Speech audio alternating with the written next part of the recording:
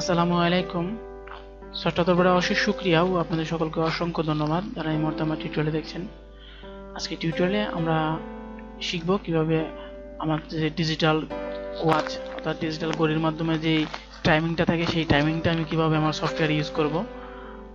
তো গত পর্বে আমরা দেখেছিলাম কিভাবে টাইমিংটা ইউজ করা যায়। তো এই পর্বে আমরা শিখব কিভাবে সেই ডিজিটাল ফন্টটা আমি এখানে নিয়ে আসব। তো চলুন দেখা যাক।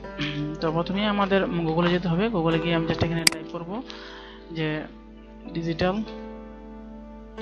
6 ফন্ট অথবা ডিজিটাল ফন্ট। এখানে দেখেন দেখাচ্ছে যে 12 ফ্রি ডিজিটাল ক্লক ফন্টস। ওকে, এখানে জাস্ট ক্লিক করব। ক্লিক করে আমি এখানে দেখতে পাচ্ছি যে ডিজিটাল যে টাইমিং গুলো আছে সেই টাইমিং এর মতো এখানে জাস্ট এখানে কিছু ফন্ট দেখাচ্ছে। তো আমি জাস্ট এখান থেকে ফন্টটা নেব, এই ফন্টটা ডাউনলোডে ক্লিক করব। ডাউনলোড কমপ্লিট হয়ে গেছে। দেন এটাকে এক্সট্রাক্ট করে আমি জাস্ট ইনস্টল করব।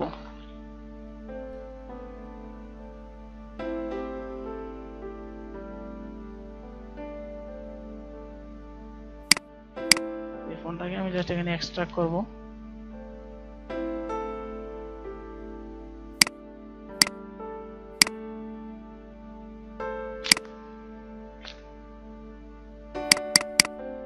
এবার আমি জাস্ট প্রত্যেকটাকে এখানে ইনস্টল করে দেব।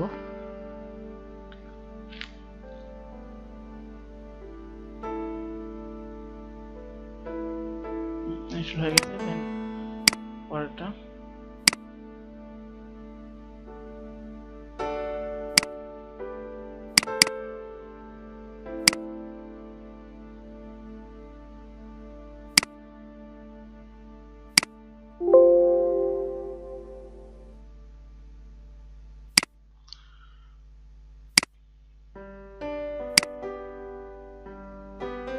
দেন এক এক করে আমি সবগুলো ফন্ট এখানে ইনস্টল করলাম, ডিজিটাল ফন্টগুলো।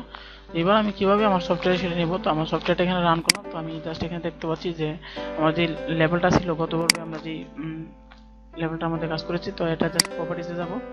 প্রপার্টিসে গিয়ে এখানে জাস্ট আমরা দেখতে পাচ্ছি যে ফন্ট লেখাটা চলে আসছে। তো এখানে জাস্ট আমি ক্লিক করব।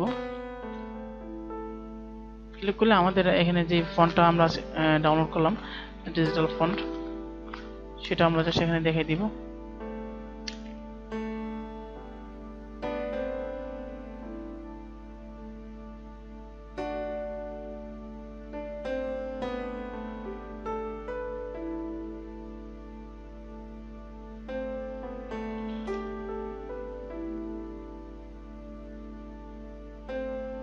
ডিজিটাল 7।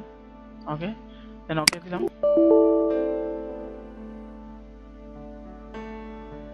আচ্ছা, সমস্যা নেই, আমরা তাহলে অন্য ফোনটা দেখছি, এখানে এটা সাপোর্ট করতেছে না।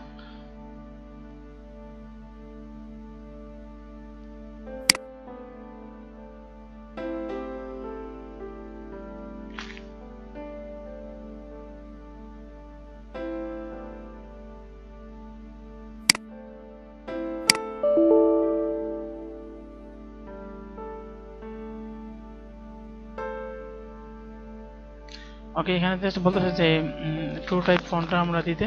তো এইভাবে আমরা যদি দাঁড়ান আমরা এখানে দেখাচ্ছি কিভাবে আমরা ট্রু টাইপ ফন্টটা আবার নিয়ে আসবো। ওকে, দেখেন আমরা এখানে আমরা দেখাচ্ছি ব্যাপারটা।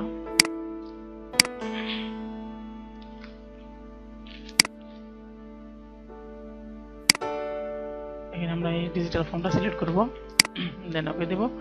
এবার যদি আমি জাস্ট আমার সফটওয়্যারকে রান করাই দেখি।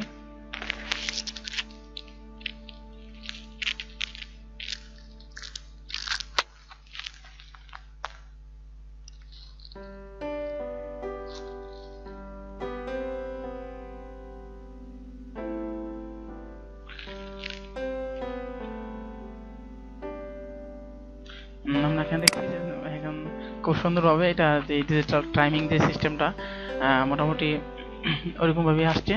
তো ঘড়ি যে টাইমারটা, তো মোটামুটি ওই টাইমারটাই চলে আসছে এখানে।